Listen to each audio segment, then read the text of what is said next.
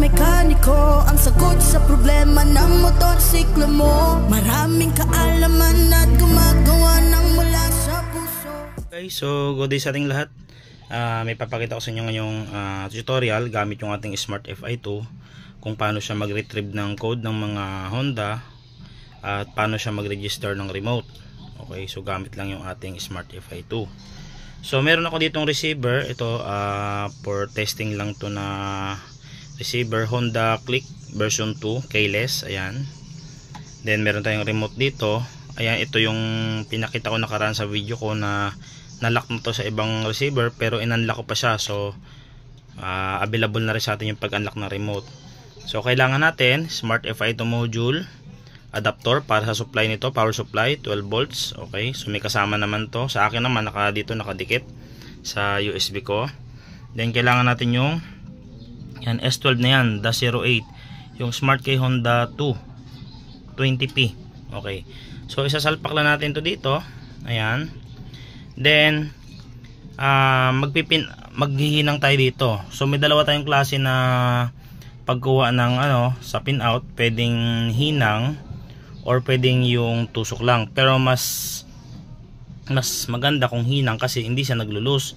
Pero maganda rin yung tusok kapag mabibigat yung mga pantusok natin, yung may BDM like sa ganun, no? Ayun, hindi ko lang mapakita na maigim, ganyan yung patungan.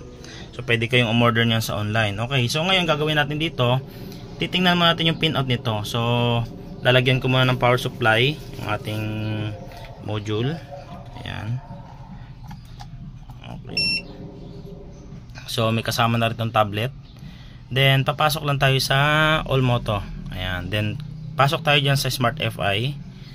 Okay. So kapag nakaregister naman yung ating module dito at yung ating account, makakalagay na tayo diretso. Ayan. Ngayon ang gagawin natin dyan, pupunta tayo sa Smart Key. Ayan. So ano bang motor yung ating gagawin? Halimbawa may customer tayo na nakalimutan yung code. So una natin gagawin, i-check natin yung receiver o i-check natin yung code kung ma-read ba natin. So kung anong motor yan, yan naman ang pagpipilian. So yan yung mga available na motor natin. So meron tayo ditong Honda. Ayan. So click kasi ito. Pwede tayong pumunta dun sa Smart Key Control Unit Part Number or List of Motorcycle. Pwede naman ganon. So dito naman, pag pupunta kayo dito, makikita nyo dito kung ano yung mga gagamitin natin na yan yung mga klase na available na ECU or receiver. Nakalagay dyan yung mga list, 33 pins, sa akin naman 20 pins. So makikita mo dyan, may nakalagay dyan na manual programming. Ayan. So ito ginagamit sa pag-add ng remote, pag-duplicate, pag-register o pag-test ng receiver or pag-test ng frequency or pagpalit ng new ECM o magbabalik ka ng bagong ECU or lumang ECU, hindi magmamatch sila. So meron siyang ganon. So dito naman sa automatic programming, ayan, makikita mo naman dito, pwede ka mag-read KID, read full KID. Diyan ka magbabasa ng code. Ayan, so nakalagay naman yan back. Then sa special function, ito naman yung pang replace. So halimbawa magkuklone ka nito, nasira na yung ganito mo, gusto mong ilipat yung kanyang memory doon sa another receiver. So pwede siya, may nakalagay dyan na copy ECU, replace ECU data. Ayan. So may ganun siyang mga function. Ang dami guys nagagawa ni Smart FI. Ayan. So papasok tayo dito sa automatic programming. Puntahan mo natin yung isa, yung pinakita ko kanina, list of motorcycle. Ayan. So yan yung mga motor na pwede nating i-key programming. Ayan. So may nakalagay ito, click. Pag click mo na, ayan, pag click mo dyan, ayan siya. Same din yun, papasok din tayo dun. Kumbaga manual siya. Same din naman, ganun din naman target natin, automatic programming, ganun din sa isa. So pag click mo dito, automatic programming, ano ba gagawin natin? Unang gagawin natin, magre-read KID tayo or full read KID. Ngayon, pag mag full read KID, kiklik mo lang to. Ayan. Then pag click mo, ayan. Please click continue to execute. Diba? Kagandahan nito, pag click mo, nandyan na agad yung kanyang guide. So hindi ka na maghahanap-hanap kung saan ka pa kukuha ng pinout, kung anong butas gagawin mo, nakalagay doon, no? So may guide na siya na susundin natin. Ayan. So ngayon nakalagay dito yung yellow nasa taas, yung black doon nasa baba. Ayan, may nakalagay naman kung tingnan niyo yung itsura ng pin sa itsura ng actual. Ayan o. So yun yung kaparehas niya. Ayan o. Makikita mo ngayon kung saan dyan yung match, kung saan tayo maglalagay ng maghinang or magtutusok. So ang wire naman niya nakalagay dyan, yellow and black. Adi sa kasama doon sa ating adapter, yellow and black din. So sundan lang natin yan. Okay. So ngayon gagawin ko, hihinang ko muna siya. Okay. So bibitawin ko muna yung aking camera dahil one hand uli ako. So pakita ko na lang siya pag nakasaksak na, then nakahinang na doon. Okay. Ayun guys, so nakahinang na. Ayan. So makikita nyo dyan, pinatayo ko lang yung mga wire. Ayun. Tapos nakasaksak lang yung ating socket. Tapos naka-on lang yung ating Smart FI. So itong guide guys, may nakalagay dito na type 1. Ayan. So makikita nyo dyan, sa type 1 makikita nyo yung klase ng receiver. Kapag kaiba yung board, hanapin nyo lang dito sa type 1 and type 2 kung saan yung kamukha ng board nyo. So sa akin kasi ang kamukha nyan ay type 2. So yan yung kamukha. Sinundan ko lang yan. Susundan mo lang din yung kulay. Ayan. So hindi ka basta-basta maliligaw. Ingat ka lang sa pagbubutas doon sa kanyang cover. Kagaya nito, meron ako ditong example na nagbutas. Ganyan ang butas lang. So sa kanya naman doon bilog. So pag nagbubutas tayo, ingatan natin na maabot natin yung pinaka-board na yon. Baka lalong madisgrasya yung ating ginagawa. So halimbawa, yan, nakahinang na. Nakalagay na ating Smart FI 2. Okay. So kiklik lang natin yung continue. Ayan o. Okay. Bad power supply. Bad solder joint will result in SCU data error. Okay. Please check weld power supply before reading KEYID. So lalabas siya kapag yung power supply mo ay bad or hindi maayos ang power supply. Siya mismo magsasabi kung good na or bad. So okay lang natin yan. Okay. So reading data in SCU. Please do not disconnect. It will result in SCU data error. Ayun. So sundan nyo lang yung sasabihin niya na iwasan nyo na mag-loose or mag-bad error or short voltage, or iwasan nyo na mabunot yan habang nagre-read kasi malulus yung data. Okay, so siya mismo nagsabi naman mahirapan kayo ngayon mag-recover nyan once na nag-loose yan. Kaya dapat isolve nyo na nakahinang sa maigi or nakatusok na maigi na hindi maglulus. Dapat kasi pag gumagawa ng ganito, wala dapat gumagalaw na or wala kang ibang kasama dyan sa workshop mo na istorbo. Okay, so kaya masuggest ko minsan mas hinang na lang para dito sa mga gitong klase para iwas loose. Ayan. So hintayin natin yan hanggang mag 100%.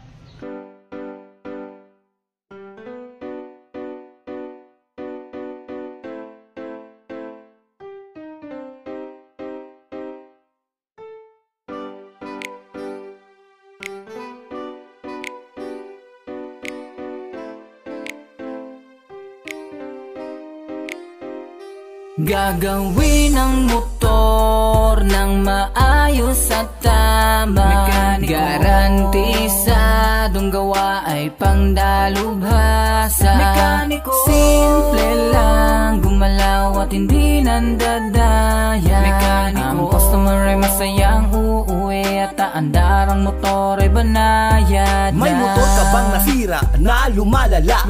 Dahil sa mekanikong puro lang sa hula. Kalikot dito, kalikot doon. Problema ng motor di pa rin mawala. Pinakamasakit, pinabili ka pa ng pyesa. Oh shit, hindi naman pala yun ang sira. The best lumipat ka na dito sa mekanikong tapat na gumawa, di ka mapapahiya. Team Solid, sila ang tunay na mekaniko na may talino at gawa na ang motor mo ay alaga na maturuan ka pa ng tama. Garantisadong sakto ang gawa. Gagawin ang motor ng maayos at tama. Garantisadong gawa ay pangdalubhasa. Simple lang gumalaw at hindi nandadaya. Ang customer ay masayang uuwi at at andarang motor ay banayad na. Umiikot sa Pinas para magturo ng advance. Dalayan ni Aaron Mekaniko na tapat ang salita. Mapa FI basic, advance na aralan ay dala. Makikinig lang ang mekaniko, susundan lang ng paggawa. Ang mekanikong kontento sa gawa. Di mo makikitaan ng paninira ng kagaya ng iba. Halos dami ng pila, hindi pa rin masaya. Ang hilig kasi sa bangayan na wala namang mapapala. Pinakamalupit at pinakamaganda, husayan mo at tahimik nang gumawa. Saktong singilan, saktong galawan, para ang customer ay umuwi ng masaya. Kay Aaron Mekaniko sigurado panalo ka. Team solid nga kasi sa pagtuturo, subok na banayad ang motor, pati ang makina. At ang motorsiklo ay tumakbo ng walang sira. Gagawin ang motor ng maayos at tama. Mekaniko. Garantisadong gawa ay pangdalubhasa. Mekaniko. Simple lang gumalaw at hindi nandadaya. Mekaniko. Ang customer ay masayang uuwi at aandarang motor ay banayad. Gagawin ang motor ng maayos at tama. Mekaniko. Garantisadong gawa ay pangdalubhasa. Mekaniko. Simple lang gumalaw at hindi Okay guys, ayun. nandadaya. So, naread na natin yung kanyang KID. Ayan yung kanyang ECM ID 038755797. Yung K1 and K2, yan yung naipasok na remote dyan. Okay? So, ang gagawin na lang natin dyan, mag-prepare tayo ng remote na. Kasi nakuha na natin yung code, tanggalin natin yung hinang na yon. Mag-prepare naman tayo ngayon ng remote. Ngayon, kapag na-prepare natin yung remote na to, papasok na ngayon yung additional na KID kasi pangatlong remote na siya. Kasi may dalawang remote na siya na nakapasok. Ayan o. Meron ka pang natitirang tatlong bakante. Okay. So, pwede naman nating i-reset yan, i-reflash. Pero bago tayo abangan nyo na lang siguro yung video na gagawin ko naman about doon. Kasi medyo maselan yon. So, ngayon ang gagawin natin ay na-retrieve na natin yung code. Doon na tayo ngayon sa pagre-register ng code. Ngayon, tatanggalin ko muna yung hinang para tuloy-tuloy tayo ng guide. Okay guys, so yun, nakuha natin yung code, then tinake note ko dito in case na pag-exit natin dyan ay nakasave pa rin yung number natin. So nakatanggal yung hinang, pero nakasaksak pa rin yung socket. Then syempre itong remote, susundin natin kung ano yung nakalagay dun sa screen. Magsasabi naman siya kung ano yung gagawin natin. So gagawin natin dito, back. Then ang gagawin natin ngayon dito, magre-register tayo ng remote to receiver. Ngayon, back lang tayo, punta tayo doon sa mismong manual programming. Ayan. So nakalagay dyan ay add fob by KID, add fob by fob, off fob. Ayan. Yung fob na yan, yan yung remote. Okay? So ngayon gagawin natin dito, mag-a-add tayo. Okay? Kasi nawala na yung dati niya eh. Add fob by KID kasi niretrieve natin yung KID na yan. Okay, so click lang natin yan. Then, sundin natin yung lalabas sa screen. After completing the connection, please click continue to execute. Ayun. So nakikita nyo guys yung pinapakita niya na barcode na ito, yung barcode na yan. Ayan. So yan yung mga dumadagdag doon sa mga K1, KID2, KID3, yun yung dadagdag. Pero ang kailangan talaga natin yung ECM ID lang. Okay. So continue lang natin to. Ayan. Then ita-type natin dyan yung KID na na-retrieve natin. So nakalagay dito ay 03 87 55 79 ay sorry, back natin. 797. So yun yung nakalagay ngayon na na-retrieve natin na code. So tingnan natin maigi 03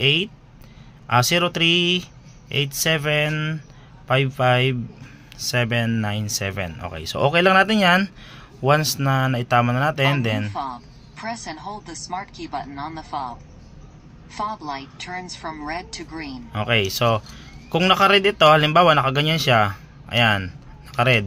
So i-on natin siya hanggang mag-green. Long press natin tong may K sign na yan. Okay, so dapat green siya.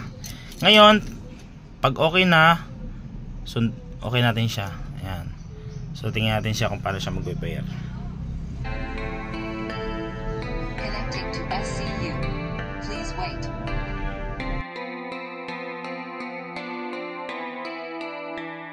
Ang laker sa mga mekanikong nagtitiwala, Ang lakir sa nakikinig sa bawat himay at turo. Ang lakir na mekanikong nagsimula sa hula. Ang lakir sapagkat yan ang kanyang daladala. Ang lakir sa mga mekanikong nagtitiwala. Ang lakir sa nakikinig sa bawat himay at turo. Ang lakir na mekanikong nagsimula sa hula. Ang lakir sapagkat yan ang kanyang daladala. Ako'y nagsimula sa pagkalas ng pyesa. Naging helper na mekaniko ng dalubhasa. Sa una naiinis sapagkat pag may mekaniko ay di pa alintana, pero kalauna na uunawa. Pagkalipas ng ilang taon, ito at medyo nagagamay na. Gawang pangmasa ay nakukuha na. Kailangan sipag at tiyaga sa paggawa. Dumating sa time ng customer ay matuwang mga mekanikong nagtitiwala. Ang lakir sa nakikinig sa bawat himay at turo. Ang lakir na mekanikong nagsimula sa hula. Ang lakir sapagkat yan ang kanyang daladala. Ang lakir sa mga mekanikong nagtitiwala. Ang lakir sa nakikinig sa bawat himay at turo. Ang lakir na mekanikong nagsimula sa hula. Ang lakir sapagkat yan ang kanyang daladala. Ngayon ang araw na pwede na at ready na. Kaalamang sapat na pang teknolohiya. Ipamahagi sa mga mekanikong nagtitiwala. Okay, so nakalagay dyan, programming the key to success. Okay, so success na siya, back. Ngayon, na-success na natin na i-pair yung remote to receiver. I-check naman natin ngayon kung talaga bang nag-pair yung remote to receiver. Okay, so back tayo. Okay. Okay. Ay, sorry. Back. Back tayo dito. Ayan. Then, magte-test tayo ngayon. FOB and ECU sync test. Tingnan natin kung talaga bang nag-pair na siya. May tester siya. Ayan. So, press and hold the smart key button on the fob. Ito yun. Fob light turns from red to green. Okay. So, okay.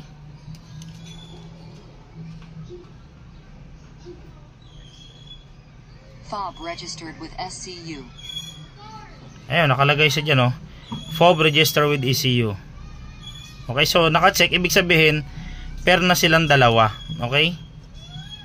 So, ang kinaiba lang ito guys, dapat maging matalas tayo or maging alam natin yung ganong, kasi pag may ekes, ibig sabihin hindi siya nag-pair. Pero guys, pakitaan ko sa iyo kayo no naka-pair na to, kasi meron akong tools dito na mas klaro talaga siya, na nakikita natin na natetest natin siya kung good yung receiver to ECU. Papakita ko sa inyo guys, okay? So after nito kakalasin ko, papakita ko sa inyo kung naka-pair na siya. So ganun lang guys ang pag-prepare ng mga NMAX version, ay hindi, sorry, Honda Click version 2 para sa pag-prepare ng remote. Okay, so pag duplicate naman ito, i-click natin fob to fob naman. Okay, so itong Smart FI2 natin guys, marami siyang nagagawa. Okay, so hindi lang siya diagnostic, ang dami niya pwedeng sunod-sunod guys. Abangan nyo yung mga video na gagawin ko guys. Gagawin ko rin to ng apps na para yung mga information hindi kalat-kalat. Pag click nyo ng apps ko, like sa ganito guys, oh, meron ako ditong apps. Pag click nyo dyan, lahat ng information ko nandyan sa loob. Ultimo pag-wiring, ayan, nakalagay dyan guys. Ayan, ultimo yung mga topic ko sa training, nandyan nakalagay. Ayan yung mga topic, kung paano, magkakaroon kayo ng idea. Okay? Sige. So yun, ang dami kang pwedeng gawin sa apps na yan. Meron din tayo pang MST, meron tayo sa mga remap. Ayan, so kompleto na tayo guys ng information. So ngayon, be-verify natin guys. Bukod dun sa Smart FI2 na gamit, pakitaan ko siya ng isa kong tools na talagang legit na pan-check din siya. Naririnig yung tunog kung talaga naka-pair na siya. Okay, so pakita ko sa inyo guys yung isa kong tools. So guys, yung tools na sinasabi ko sa inyo, ito, kararating lang din ito. So may umorder na ito, isang set, Yamaha, Honda, Suzuki. So ito, may kakaya na mag-test ng receiver to ECU, or kaya mag-check ng mga keyless na ECU at remote kung good pa, yung receiver kung good pa, na-check niya. Okay, so ganoon talaga guys sa mundo ng mga technology natin ngayon sa motor. Talaga mag-i-invest tayo ng mga tools. Okay, so ayan siya, narinig nyo, tumunog agad siya. So tingnan natin kung naka-pair na ba tong remote doon sa receiver. So click natin to. Ayan o, kita nyo, tumunog o. Ayan o, diba, may clue siya, tumutunog siya. Then pag pinindot natin to, kung mag-on, ay nag-on siya, tapos on natin yung susi. 'di ba? Gumagana yung signal, ibig sabihin good yung receiver. Pag off natin, ayun siya, gumagana. So kung may ECU to guys, matetest natin siya kung good siya sa ECU. Ayan 'Di ba? Ayun. So may mga video naman ako na pinakita nito na nagte-test ako ng pan-testing ng kumbaga receiver o frequency, nakikita niya. So ito nakikita natin yung feedback at sa ECU to remote, meron siyang, hindi ko lang alam kung umiilaw dito. Sa Yamaha kasi meron siyang ilaw eh.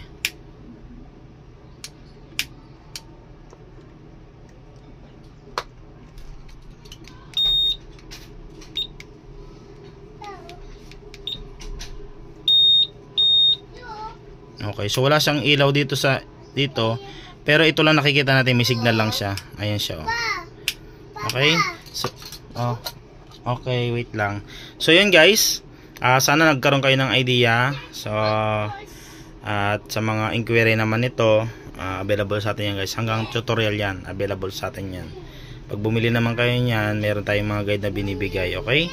So masasabi ko lang sa inyo guys, hindi sa budget meal yung mga tools na yan, kasi talagang kailangan talaga ng investment sa mga ganyan tools. Ngayon syempre kapag may mga inquiry, direct message na kayo sa akin guys para masagot ko po yung mga katanungan nyo. Okay, so magandang araw sa ating lahat, bye bye.